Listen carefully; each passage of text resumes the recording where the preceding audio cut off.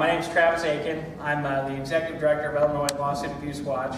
And my connection to Quincy goes way back. I used to be, well, not, yeah, I should be careful. I used to be former State Senator Gloria Kent Donahue's press secretary, back just a couple of years ago. Yeah. And he had three-way back. actually, my first exposure this morning, I was on Brian's show at the WTAD studios, and my first time coming here was media tours with Senator Donahue and coming here and booking time on the radio, and she would always do a great job, but I would be sitting there right next to her, and never said a word on air until I took this position, and then I was just sitting there thinking today when I pulled in, because I knew she was going to be here today, and it just reminded me of that those times that we were always here on the radio doing media tours and fun things. So. And then State Representative Jill Tracy and I have done a lot of media appearances over the years. She's sponsors one of our main pieces of legislation, which is venue reform legislation. She's championing that legislation. This would be a tremendous reform in Illinois if we could get this passed, because what her legislation does is it would require a lawsuit to be filed a civil lawsuit, where the incident occurred or where the plaintiff lives. So for instance, if you live in Adams County and you are driving to Springfield and you get in an accident, you're in Pike County, you could file that lawsuit under her bill in Pike County, or you could file it right here in Adams County if you so chose. And what that would do is really prevent a lot of these out-of-state lawsuits that we see clogging our courts and making it difficult for local people to get the access they need to the courts. Because as you know, one lawsuit, if you're involved in litigation, can take months and months, even years, to get resolved. And we have too many lawsuits, and a lot of them have no connection to where they're being filed. And so we want to change that here in Illinois. That's part of what Illinois Lawsuit Abuse Watch is all about. So that's kind of my connection to the area. I want to talk a little bit about what iLaw is and what we do. We're a grassroots legal watchdog group. We're a 501c3. We don't have any paid or employees. I work on contract with the organization. We don't have office space. I don't charge the organization rent, even though my garage is full of iLaw stuff. But we do that to save money. I mean, we are a true grassroots organization. You'll see me during the fall. We have what we call Lawsuit Abuse Awareness Week. I'll put thousands of miles on my car, take a billboard truck with me, and travel and do media and do press and do luncheons like we're doing here today. So this is the kind of work that we do to really spread the word that lawsuit abuse has an impact on all of us. Because if a business is sued, just like when businesses are taxed, those taxes aren't absorbed by the company. They're passed on to the consumers, right? If a business's taxes are raised, your cost to do business with that business, if we say we're going to raise food taxes here in Quincy, it's going to cost you more to come to the pier, right? I mean, that's just how it works. So if a business is sued, those taxes, those lawsuit costs aren't absorbed by the company. They're passed on to us as consumers. And so even though you may personally have never been sued, or your business has personally never been sued, we all pay a price for that. And here in Illinois, we have high workers' compensation costs in Illinois. We have high unemployment taxes. We have high medical malpractice insurance costs here in Illinois as a result of our litigious society.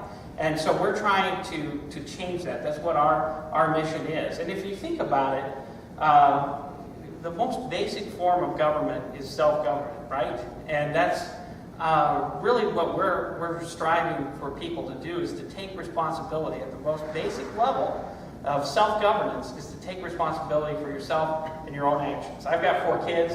That's what I teach my kids every day, is to own up to their mistakes and take responsibility. You make a mess, you clean it up. Right? We teach that to our kids. But somehow we think, as adults, if we have something bad that happens to us, let's just file a lawsuit. And that's bad for society, it's bad for our economy. And if you're a neighbor, I've got 4 kids, so of course my house is the place where all the neighborhood kids come to congregate and play. And if something gets hurt, somebody trips and falls, I'm liable for open for a lawsuit. And it didn't used to be that way in our society, but sadly, that's how you have to look at the world now. Is am I going to be a target for a lawsuit? And I think that's bad for us as a culture, and it's certainly bad for our economy. You look at the states that have been successful. We have 3 neighboring states that have all handed out tax relief to their tax-paying citizens. Wisconsin, nearly $1 billion in tax relief.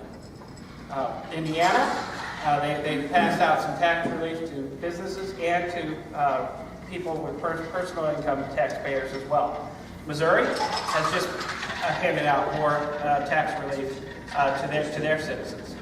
What was the debate this past legislative session in Springfield about taxes? I mean, taxes was a huge issue.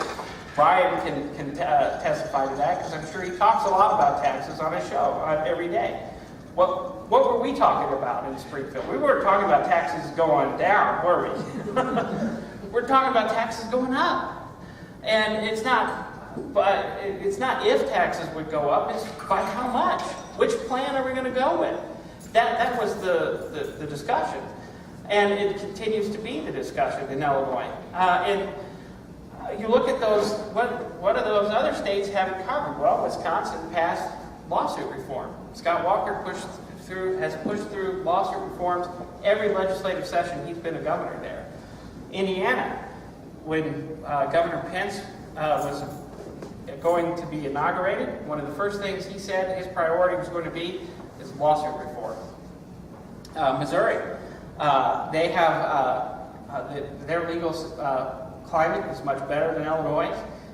They have a better regulatory environment in some cases in Missouri. And in fact, there's probably a lot of businesses right here in Quincy that the growth in their business isn't here in Illinois, it's across the river. And this happens all over the place. Where I live, close to Madison and St. Clair counties, I know small business owners that they have moved most of their operations across the river. And that the growth in their company, any new hires, comes on the Missouri side, not on the Illinois side. So we need to change that. So what we're doing this summer is we're focusing on small businesses. We're focusing on the cost of lawsuit abuse to small business owners. If you think about it, and I hear there's a lot from small business owners, is if you tell a small business owner what the rules are, what the regulations are, they can adjust. They can plan for that. They can budget for that. They know it's going to cost so much money per year to do business in the state of Illinois. You tell them what their taxes are. They can plan for that. They can budget for that. They know what the taxes are going to be. It's a fixed cost. They can adjust. They can figure out a way to make it work.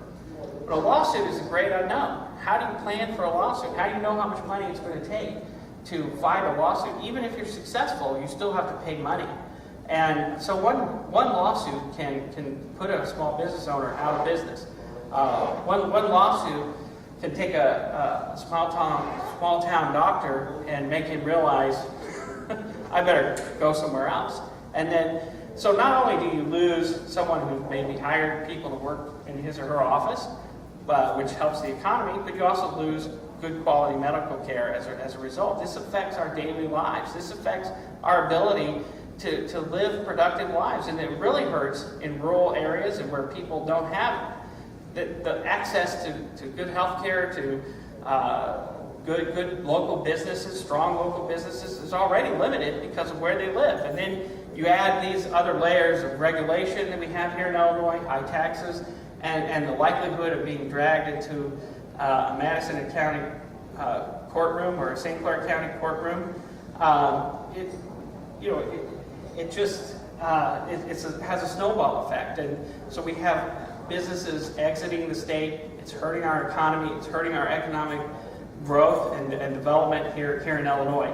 So we want to shine a spotlight on that, and that's why we're having events like we are having here today. Tomorrow I'm going to be in Naperville doing the same kind of thing with a group of activists there. And then earlier this summer we did a kickoff event in O'Fallon, and I've taken these, I'll hand you these folders. I've got copies of this, but I handed this out at several of the fairs across the state.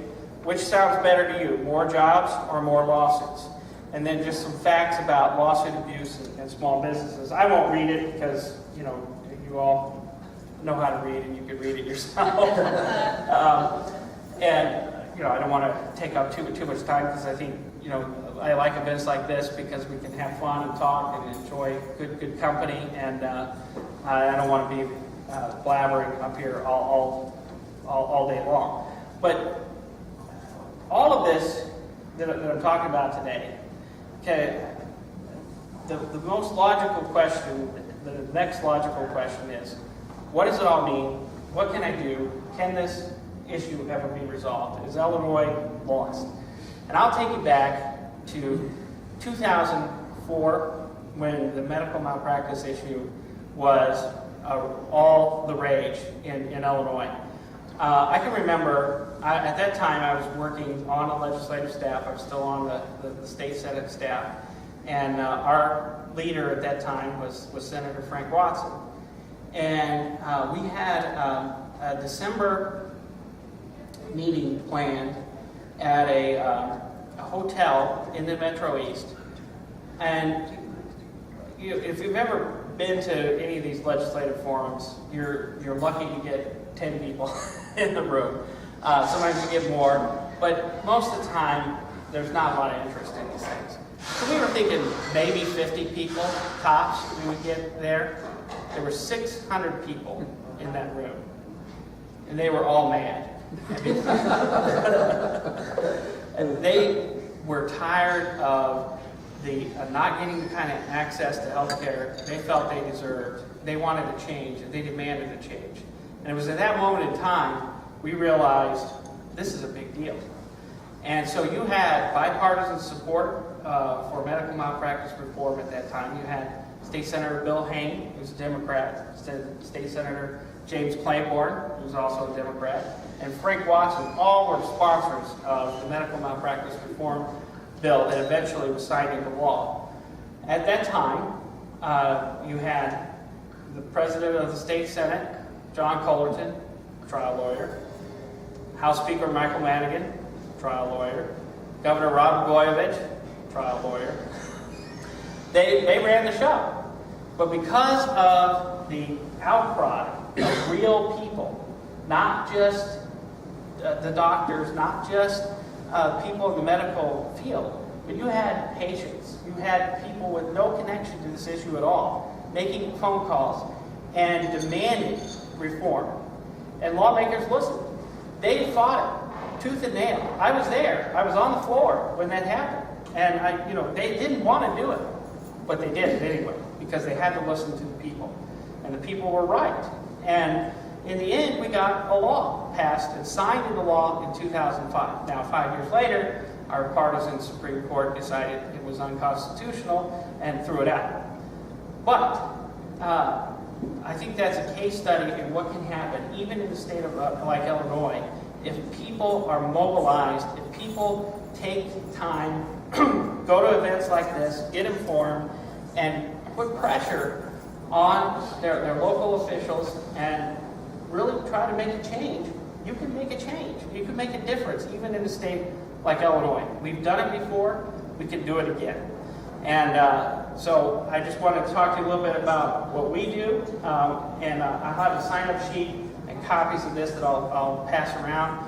You can keep these folders. If you've got kids or grandkids, send them to school with this. This will definitely create some conversation. Anyway, Does anybody have any questions? That's kind of the overview of who we are, and what our mission is, and what my message is. Because again, it really comes down to this is what grassroots organizations and activities is all about. Because in the end, it's the people, it's the citizens who are going to make a difference in the state. And if we ignore these problems, nothing's going to change. You know, we can sit back and say, oh, we wish the Supreme Court had allowed term limits to get on the ballot or whatever. Well, they didn't. But we can still make a difference, even with the barriers that are put in front of us. We can still make a difference. And if we are united with one voice and flex our muscles as citizens, the folks in Springfield, even the ones like the Mike Manigans and the John Cullertons, reluctantly, they will listen.